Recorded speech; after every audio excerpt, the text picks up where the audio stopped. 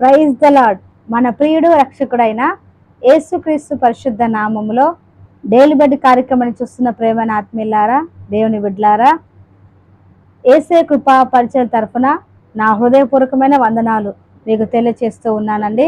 అందరు బాగున్నారు కదా? దేవుడు మనల్ని ప్రేమించి నూతన మాసమును అలాగే నూతన దినాన్ని మనకు ఆయన దయాక్రీడంగా మనకు ధరింపచేశాడు. అందుని బట్టి దేవాది దేవునికే సమస్త ఘనత మహిమ ప్రభావములు కలుగును గాక. సరే అండి, మరి ఈరోజు శనివారం కాబట్టి ఉపవాస ప్రార్థన, మరి భయంకరమైనటువంటి ఎండలు ఉన్నాయి కాబట్టి సమయం మార్చామండి. ఉపవాస ప్రార్థన 10 గంటల నుండి ప్రారంభమవుతుంది. అలాగే సాయంత్రం యథావిధిగా 7 గంటల పరిశుద్ధాత్మ కూడిక, ఆదివారపు ఆరాధన కూడా 9:30కు మార్చామండి. సమయాన్ని గుర్తుపెట్టుకోండి. ఈ యొక్క అరుంధతి నగర్ చుట్టూతో ఉన్నటువంటి పరిసర ప్రాంతంలో ప్రేమ దేవుని బిడ్డలారా, మిమ్మల్ని అందరినీ ప్రేమతో ఆహ్వానిస్తున్నామండి మందిరానికి. తప్పకుండా రండి, మనం అందరం కలిసి దేవుని ఆరాధిద్దాం. అలాగే మీతో పాటుగా మీకు తెలిసిన వారిని కూడా తీసుకుని రండి. సరే అండి, మంచిది. మరి దేవుడు ఈ దినానికి ఇచ్చినటువంటి వాక్య భాగాన్ని చదువుకుందామండి. మనము సమూయేలు ప్రవక్త రాసినటువంటి 2వ పుస్తకం అండి. సమూయేలు రాసినటువంటి 2వ పుస్తకం 6వ అధ్యాయము 11-12 వచనం చదువుతానండి నేను. 11-12. యెహోవా మందసము 3 నెలలు గిత్తీయుడగు ఒబేదెదోము ఇంటిలో ఉండగా యెహోవా ఒబేదెదోమును అతని ఇంటి వారందరినీ ఆశీర్వదించెను. దేవుని మందసం ఉండుట వలన యెహోవా ఒబేదెదోము ఇంటి వారిని అతనికి కలిగిన దానంతటిని ఆశీర్వదించుచున్నాడని సంగతి దావీదును వినబడగా, చాలండి కొంచెమే, 11వ వచనం ముఖ్యం. అయితే దేవుని మందసం ఎక్కడ ఉందంట అంటే ఒబేదెదోము ఇంట్లో ఉందంట. అయితే ఎక్కడి నుండి తీసుకొని వస్తున్నాడు దావీదు అని అంటే ఇక్కడ ఉంటుంది చూడండి, 6వ అధ్యాయం మొదటిగానే ఉంటుంది చూడండి. 6వ అధ్యాయము 3వ వచనం ఉంటుంది. అబినదాబు యొక్క ఇంటిలో ఉంది. ఇది మందసము సమూయేలు ప్రవక్త మొదటి అధ్యాయంలోనే ఉంటుంది, పట్టుబడుతుందండి. 7వ అధ్యాయం అని చదివితే మనకు తెలుస్తుంది. అయితే ఫిలిస్తీయులు ఈ మందసాన్ని తీసుకొని వెళ్ళిపోతారు. అక్కడ నుండి కొన్ని ప్రాంతాల నుండి అలా సాగుతూ చివరికి ఎక్కడికి వచ్చిందని అంటే ఈ మందసము అబినదాబు యొక్క ఇంట్లో ఉంటుందన్నమాట. అక్కడ చాలా సంవత్సరాలు ఉంటుంది, 20 సంవత్సరాలు ఉంటుందని సమూయేలు ప్రవక్త 7వ అధ్యాయం మొదటి అధ్యాయం అండి, మొదటి పుస్తకము, సమూయేలు రాసిన మొదటి పుస్తకంలో 7వ అధ్యాయంలో ఉంటుంది.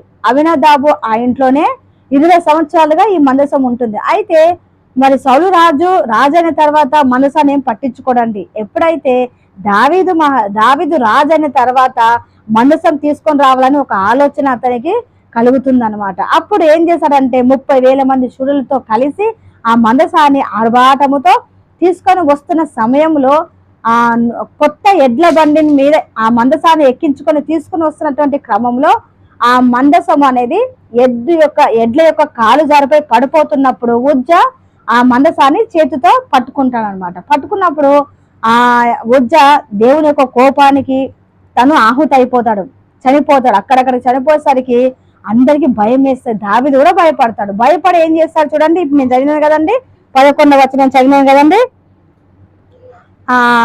కొంచెం పైన చదివితే మనకు చక్కగా అర్థమవుతుంది చూడండి. 10వ వచనం చదువుతున్నాను. ఇదే సమూయేలు 2వ పుస్తకం 6-10. యెహోవా మందసమును దావీదు పురములోనికి తన యొద్దకు తెప్పింపనొల్లక గిత్తీయుడగు ఒబేదెదోము ఇంటి వరకు తీసుకొని అచ్చట ఉంచెను. చూడండి, మందసము తీసుకొని వస్తున్న క్రమంలో దావీదు పట్టణానికి తీసుకొని వెళ్ళాలి. ఈ లోపు ఉజ్జా దాన్ని పట్టుకోవడము, అతను చనిపోవడం అందరికి భయం కలిగింది. దావీదు కూడా భయపడ్డాడు. అయితే అతను మరి ఉజ్జా ఎందుకు చనిపోయాడు అది వేరే టాపిక్ అని నేను చెప్పట్లేదు, మందసం గురించి నేను చెప్తున్నాను ఇప్పుడు. అయితే ఆ ఒబేదెదోము ఇంటి దగ్గరకు వచ్చేసరికి ఆ కార్యక్రమం జరిగింది, ఆయన చనిపోతాడు. అప్పుడు ఏం చేస్తాడంటే దావీదు ఆ మందసము ఎక్కడ పెట్టాలో అర్థం కాక ఆ ఒబేదెదోము ఇంట్లో పెడతాడనమాట. అయితే ఒబేదెదోము కూడా మందసం పెట్టుకోవడానికి మరి భయపడలేదండి. అక్కడ ఉజ్జా చనిపోతాడు కదా, ప్రజలందరూ భయపడుతున్నారు. 30 మంది శూరులు అన్నట్టుగా 6వ అధ్యాయంలో మనం ఫస్ట్ వచనం చూస్తాం. చాలా మంది ఉన్నారు, పెట్టుకోవడానికి ఎవరు కూడా భయపడలేదు. ఎందుకంటే ఉజ్జా చనిపోయాడు కదండి దేవుని కోపానికి. అందుకని ఎవరు కూడా పెట్టుకోవడానికి ముందుకు రావట్లేదు. అయితే ఒబేదెదోము తన ఇంటిని ఇచ్చారండి. మందసం పెట్టుకోవడానికి తన ఇంటిని ఇచ్చాడు. అయితే దేవుడు ఏం చేస్తాడో తెలుసా అండి, ఒబేదెదోము హృదయాన్ని చూసి తన ఇంటిని ఆశీర్వదించాడు. నేను మళ్ళీ చదువుతాను 11వ వచనము. యెహోవా మందసము 3 నెలలు గిత్తీయుడగు ఒబేదెదోము ఇంటిలో ఉండగా యెహోవా ఒబేదెదోమును అతని ఇంటి వారందరినీ ఆశీర్వదించను. ఇక్కడ ఒబేదెదోము అనే వ్యక్తిని మనం చూస్తూ ఉన్నాం కదండి. అయితే చరిత్రకారులు అతని గురించి ఏం చెప్తారంటే, మనము గొలియాతును చంపుతాడు కానీ గొలియాతు ఏ ఊరి వాడండి? గాతు వాడైన దావీదు గొలియాతు అని మనం చదువుతాం కదా, మొదటి సమయంలో ఉంటుంది, 16వ అధ్యాయం అక్కడ ఉంటుంది. మనం చదువుతాం కదా గాతు వాడైన గొలియాతు అని. అయితే ఆ ఊరికి చెందినటువంటి వ్యక్తి అని కొంతమంది చెప్తారనమాట ఈ యొక్క ఒబేదెదోము గురించి. స్కాలర్స్ చెప్తారు. అయితే గాతు ఊరికి చెందినటువంటి వాడు కాబట్టి గిత్తీయుడైన ఒబేదెదోము అని చెప్తారు. అయితే ఈ ఒబేదెదోము అన్యుడని చెప్తారు. ఈ అన్యుడైనటువంటి ఇతను చాలా పేదరికంలో ఉన్నాడట, చాలా కటిక పేదరికం అనమాట. చిన్న ఇంట్లో నివసించేవాడంట ఈ ఒబేదెదోము. అయితే ఎప్పుడైతే తన ఇంటిని మందసం ఉంచుకోవడానికి ఇచ్చాడో ఆ ఇంటిని, వారికి ఉన్నటువంటి వారి కుమారులను, వారి పిల్లలని, అందరి సంతతిని దేవుడు ఆశీర్వదించాడంట. ఎంత గొప్ప విషయం అండి. ప్రేమ దేవుని బిడ్డలారు, ఉదయకాల సమయంలో మీ ఇంట్లో దేవుడు ఉన్నాడా? యేసే ఉన్నాడా? ఆయన సన్నిధి ఉందా? మందసం ఉందా? ఎవరింట్లో అయితే యేసే ఉంటాడో, ఎవరింట్లో అయితే ఆయన మందసం ఉంటుందో ఆ కుటుంబము నిశ్చయముగా ఆశీర్వబడుతుంది. హల్లెలూయా, హల్లెలూయా. చాలా మంది మందిరానికి వెళ్తున్నారు, మంచిది, దేవుని ఆరాధిస్తున్నారు, మంచిది. కానీ ఆరాధించి దేవుని యేసయ్యను మందిరంలో విడిచిపెట్టి వచ్చేస్తున్నారండి. చాలా మంది దేవుని వెంట తీసుకొని రావట్లేదు.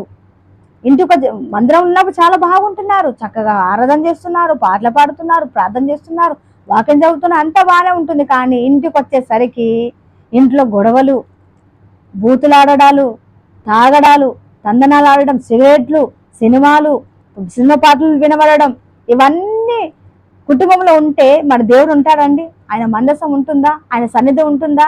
యేసయ్య ఏం చెప్పాడు? నేను పరిశుద్ధులను కనుక మీరు పరిశుద్ధులై ఉండండి అని దేవుడు చెప్పాడు కదండి. మరి పరిశుద్ధులు ఉన్న చోటనే పరిశుద్ధుడనే దేవుడు నివసిస్తాడు. కానీ పాపులు ఉన్నటువంటి ఆ యొక్క స్థలంలో యేసే పరిశుద్ధుడు ఉండలేడు. హల్లెలూయా. ఆయన ఉండాలంటే మనం పరిశుద్ధులుగా ఉండాలి, ఆయన ఇష్టలైన వారిగా ఉండాలి, ఆయన ప్రేమించే వారిగా ఉండాలి, ఆయనని స్తుతించే బిడ్డలుగా ఉండాలి, ఆయనకి మీ హృదయంలో చోటిచ్చే వారిగా ఉండాలి.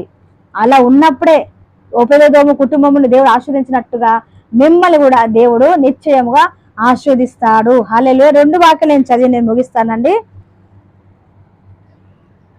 ఆదికాండము 39:5 చదువుకుందామండి. ఆదికాండము 39:5. అతడు తన ఇంటి మీదను తనకు కలిగిన అంతటి మీదను అతని విచారణకర్తగా నియమించిన కాలం మొదలుకొని యెహోవా యోసేపు నిమిత్తము ఆ ఐగుప్తుని ఇంటిని ఆశీర్వదించెను. ఏ వ్యక్తులైతే యేసే నమ్మినటువంటి బిడ్డలు ఎక్కడ ఉన్నా సరే, ఏ చోట ఉన్నా సరే, ఏ యొక్క ఆఫీస్లో ఉన్నా సరే, ఆ యొక్క వ్యక్తులను బట్టి దేవుడు వారిని కూడా ఆశీర్వదిస్తాడు. ఇక్కడ చూడండి, యోసేపు ఎక్కడ ఉన్నాడండి?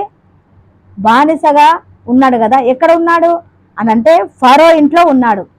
అయితే ఫరో ఇంట్లో ఉన్నాడు కదా, ఫరో ఇంట్లో తను పని చేసుకుంటూ ఉన్నాడు కదా. అయితే ఎప్పుడైతే యోసేపు ఆ ఇంట్లో చేరాడో అప్పటి నుండి చూడండి, యెహోవా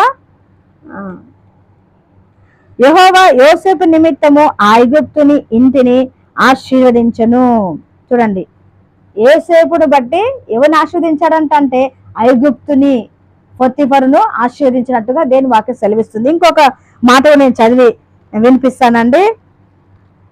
ఇంకొక మాట, ఇది ఆదికాండము 30వ అధ్యాయము 27 చూడండి. 38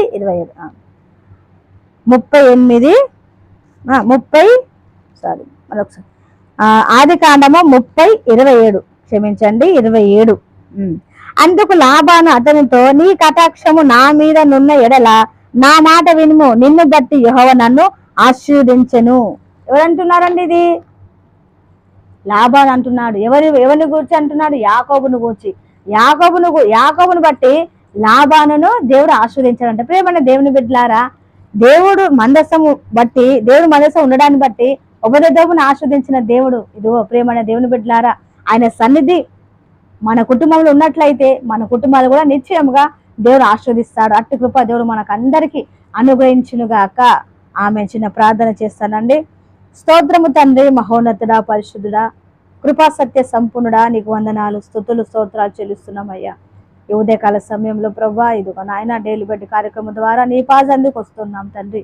ఉపదేశమును ఆస్వాదించిన దేవుడు తండ్రి నాయన, మనసు పెట్టుకోవడానికి అందరు భయపడుతున్న సమయంలో ప్రభా, ఇదిగో ఉపదేశము భయపడకుండా తన ఇంటిని మనసు పెట్టుకోవడానికి ఇచ్చినప్పుడు ప్రభా, ఇదిగో అతనిని తన ఇంటి వారందరినీ నువ్వు ఆస్వాదించావు ప్రభా. అలాగే మరి నాయన ఏ వ్యక్తులైతే మరి తండ్రిని నమ్మి తండ్రి నీ కొరకు జీవిస్తారో, భయభక్తి కలిగి జీవిస్తారో, వారు ఎక్కడున్నా సరే ప్రభా, ఆ కుటుంబాలు నాయన ఆశుద్ధకరంగా ఉంటాయని యోసేపుని బట్టి అలాగే యాకోబుని బట్టి మాకు తెలియచేస్తారు. ఈ ఉదయకాల సమయంలో ప్రభా యేసయ్య, ఇదిగో ప్రియులు నీ మాటలు వింటున్న ప్రియులందరికీ జ్ఞాపకం చేసుకోండి నాయన తండ్రి. నీకు స్తోత్రాలు. వారి కుటుంబాలలో మీ సన్నిధి ఉండలాగున నాయన ప్రతి కుటుంబాలు ఆస్వాదింపబడలాగున సహాయం చేయమని నీకే స్తుతి, ఘనత, మహిమ, ప్రభులు ఆరోపిస్తూ యేసు నామమున ప్రార్థిస్తున్నాము తండ్రి.